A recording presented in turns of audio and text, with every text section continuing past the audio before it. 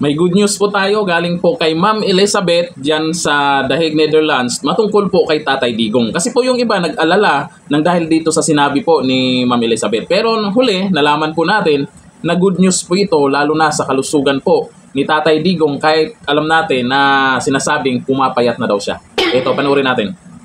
Good afternoon, Ma'am Elizabeth. Yes, welcome to the Dirty Street. How are you today, ma'am? I'm fine. I'm happy that I have seen him. And he's okay, but he's so thin, skin and bones. Ito lagi sa picture na ito. He's really that, you know. And I asked him when he want to eat the food. Sabi niya, ayaw daw ng food. Ayaw niya. And pabalik-balik daw.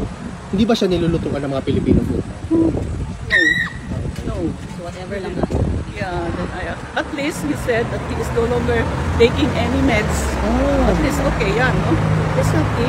Parang tingin ko ha, he's healthy, but as an old man, you never know. Yeah. Tulad na, mahina na maglakad, you know. Yan ang... But how is he with the weather, ma'am, lately? Kasi sobrang init ng weather lately. I told him, sabi ko, malamig. Sabi na may init naman. Sabi ko, malamig pa rin para sa akin. Sabi niya ako, sabi niya kasi matanda ka na. Pero mag-exercise naman si President. Hindi ko rin. Gusto lang niya mag-sleep. Gusto lang niya manood ng TV. Yan, after daw the TV, sleep na naman daw siya. Yun lang. Yun ang ganun. At saka nagbabasa naman siya ng libro, ma'am. Yeah. Nagbabasa din. Pero not so much. Gusto niya yung TV. So, she was asking about how is Davao, gano'n. Okay ba daw si Basti sa kanyang kwan because he's the mas acting mayor, diba? So, sabi ko, okay naman, there's no problem, sabi ko. Then your grandson is also the vice mayor, sabi ko. Then the other one is the congressman, the second district. And he also asked me, did the Hong Kong daw won? Sabi ko, yes. Most of them are from Hong Kong. Sabi ko, gano'n. That's it. Ma'am, meron bang message si PRRD para sa mga kababayan natin? Yes. He said, you go home. You go home. Thank you for your support. Ako rin, nagpapasalamat din sa inyo for your support. I am here also for my support. Sabi niya, mahal ang pasahe. Umuwi ka na. Sabi ko, we will be here for as long as we are needed here. Sabi ko sa kanya. But yeah, sabi niya, you go home and thank you for your support. Yun ang sabi niya. Tapos, yun lang. Sabi niya, I am okay. Sabi niya, to tell them I am okay. Ma'am, pwede pakisabi kay PRRD na hanggang sa dulo nandito yung mga Filipino for health. Kahit umulan, mag-snow, bumagyo, Yes, hindi talaga kami aalis. You are so amazing. Yan talaga masabi ko sa inyo. You are so amazing. Nung mga rallies ninyo, sometimes I cry. I could see your support, the Filipino support all over talaga. Actually, ma'am, tomorrow, July 5 and July 19, meron pong another events na prepared as a call to action, Filipinos in Solidarity para kay PRRD po. Thank you for that. Pero yun nga, sabi niya, wag na daw. He is okay, wag na daw. Sabi niya, you go home. Tell them to go home. Thank you, ma'am. So, nagtanong siya. Meron po may maraming tao doon sa labas sa kanila. Just to encourage him that he is not alone. Meron ba question sa inyo, iba? Yes, ma'am. Ma'am, makakadagdag pressure po ba kami sa health ni PRRD? No. Hindi po kami umuwi. No, he is happy, but he doesn't want you to be bothered by that. We are not bothered, ma'am. It is our honor na ginagawa namin to kasi nag-sacrifice siya before. It is our bit as a Filipino right now. Thank you talaga, ma'am. Kasi po, ma'am, personally, wala po talaga akong pinapaliwan na politics. In honor of my father, tas lalo pa si former president sa president. Para sa akin, ma'am, I do this for the country.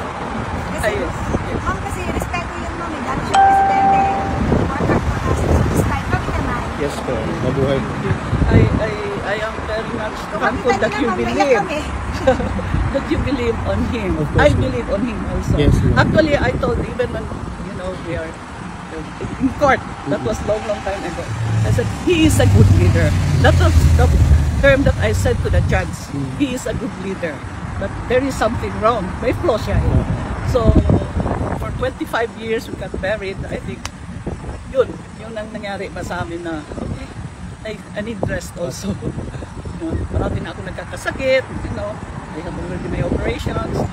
Ayun po, sa paliwanag po ni Madam Elizabeth, ay okay naman yung kalusugan niya. Yun nga lang, maraming nag-alala doon sa sinasabing hindi na umiinom ng gamot o hindi na pinapainom ng gamot at pumapayat na. Paalala po, hindi lahat ng pumapayat ay may problema sa kalusugan. Malay natin ay may dahilan. O ito po ha, may nag-message po dyan matungkol po dyan sa pamamaraan po dyan, lalo sa Europe, kung bakit marami pong mga malalakas pa rin dyan kahit nasa 80, 90 or 100 ang edad na, bakit may mga ganun. O ito po ha, ang sabi po dito, gusto nila natural lang tas healthy talaga mga pagkain. Walang mga magic sarap. Magic sarap dito sa atin. Gulay. Wala nang taba ng karne. Manok lang. Lamb. Mga ganun kaya nabubuhay ng matagal ang mga matatanda. Nagda-drive pa ang ng 90 years old. Ayan, ayon po yan sa nag-message. Hindi na kailangan ng gamot. Kasi doon kasi sa pag may sinasabing po may CPRRD, hindi na pinainom ng gamot, mukhang negative. Pero titingnan po natin kung ano po yung paliwanag. Nakikita, kung intindihin po natin yung paliwanag po ni Madam Elizabeth dyan, ay mukhang okay naman. Okay na okay po si dating Pangulong Duterte. Kasi kung may karma man, good karma ang tatama kay dating Pangulong Duterte. Yung bad karma dun sa mga bangag yan, isa-isa na sila. Kaya bandang huli, pag eto ang inaabangan natin na interim release ngayong buwan na to, pag naaprubahan yan, masasabi ko lang sa mga anti-Duterte dyan, tagam.